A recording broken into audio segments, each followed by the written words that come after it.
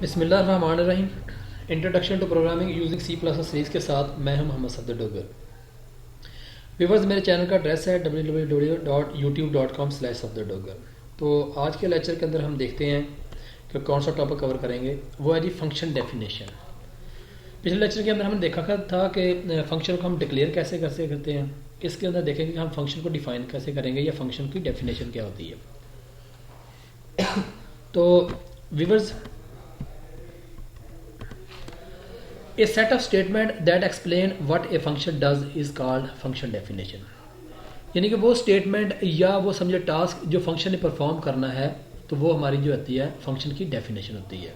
Mean कि अगर आपने दो नंबर को ऐड करना है तो दो नंबरों को ऐड करने की जो स्टेटमेंट होगी हमारा क्या होगा, वो फंक्शन की डेफिनेशन होगी। The function definition can be written at the following place. तीन जगह पे आप फंक्शन को डिफाइन कर सकते हैं।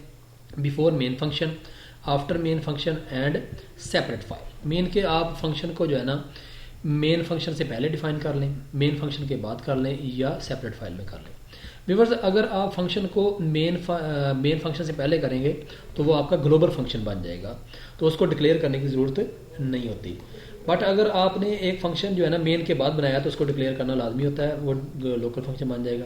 उसके बाद सेपरेट फाइल, यानी कि आप फंक्शन को डिफाइन जो है ना एक सेपरेट फाइल के अंदर भी जो है ना वो करवा सकते हैं।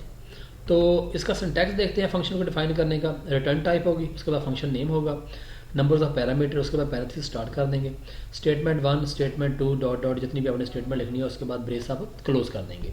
इस ब्रेस से लेके इस ब्रेस तक जहाँ तक क्लोज होती है ये आपकी फंक्शन की डेफिनेशन होगी। ये जो आपकी रिटर्न टाइप, फंक्शन नेम और पैरामीटर, ये सेम एज इट इज होना चाहिए जो फंक्शन आपने डिक्लेयर किया हुआ है। मीन कि जैसे आपने फंक्शन को डिक्लेयर किया है वैसे ही उसका फंक्शन का हेडर होगा।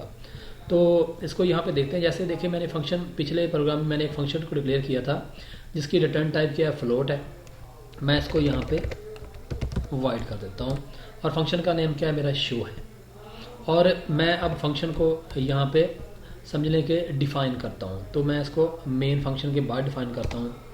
तो ये आ जाएगा वाइड शो, और उसके बाद मैं यहाँ पे लिखता हूँ cout, this is show function. तो ये मेरा क्या है जी, शो फंक्शन है। और यहाँ से मैं फंक्शन को जो है ना वो कॉल कर देता हूँ।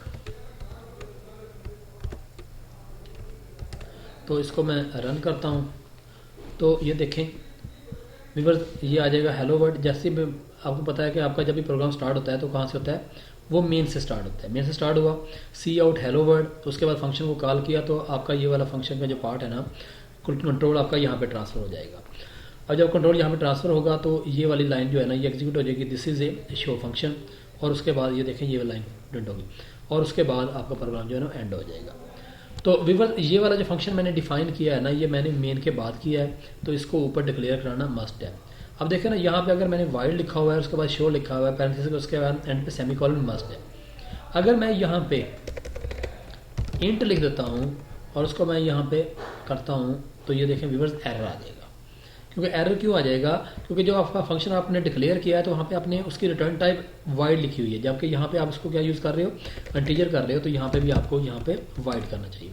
मेन जिस तरह का फंक्शन आपने डिक्लेयर किया है वैसे ही फंक्शन का आपको यहाँ पे डिफाइन करना पड़ेगा।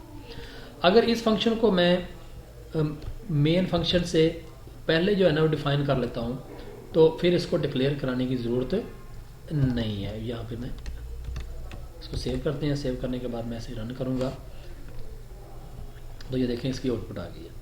मेन के अब जब आप फंक्शन को, किसी भी फंक्शन को मेन से पहले डिफाइन करेंगे तो वो आपका ग्लोबल फंक्शन बन जाएगा और उसको डिक्लेयर कराने की ज़रूरत नहीं होगी। तो मेन यानी कि ये वाला जो फंक्शन है ना आपका, ये कौन सा बन जाएगा, ग्लोबल फंक्शन बन जाएगा। This is global function because this is define before main, क्योंकि इसको आपने मेन फंक्शन से पहले डिफाइन किया हुआ है। और तीसरा तरीका व्यूअर्स होता है कि आपने फंक्शन की किसी सेपरेट फाइल में कर लें। मैं इसको यहाँ से कॉपी करता हूँ और इसको यहाँ पे मैं सेव करता हूँ। तो मैं इसको सेव करता हूँ जी माई फन के नाम से, या शो के नाम से show.h के नाम से सेव करेंगे तो ये व्यूअर्स आपका show.h से नाम से सेव हो जाएगा।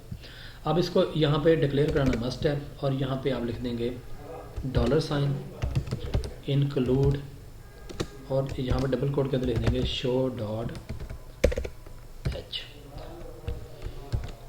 और इसको मैं यहाँ पे रन करता हूँ तो ये देखें hello world this is show function. तो व्यूअर्स मैंने इसको एक अलग फाइल के अंदर जो है ना वो डिफाइन कर दिया है।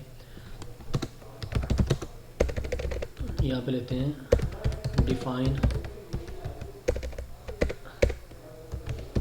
अनदर फाइल, तो इसको मैं यहाँ पे रन करता हूँ तो ये देखें व्यूअर्स, ठीक है व्यूअर्स। तो ये तो था व्यूअर्स तरीकाकार फंक्शन को हम डिफाइन कैसे करते हैं। 3 जगह पे डिफाइन कर सकते हैं, मेन के बाद करेंगे, मेन से ऊपर करेंगे, या इसको आप सेपरेट फाइल के अंदर भी डिफाइन कर सकते हैं। मेरा वीडियो देखने का शुक्रिया। मेरे चैनल को सब्सक्राइब करना ना भूलें ताकि मेरी आने वाली वीडियो की अपडेट आपको मिलती रहे। तो नेक्स्ट लेक्चर तक बाय, ओके, अल्लाह हाफिज़।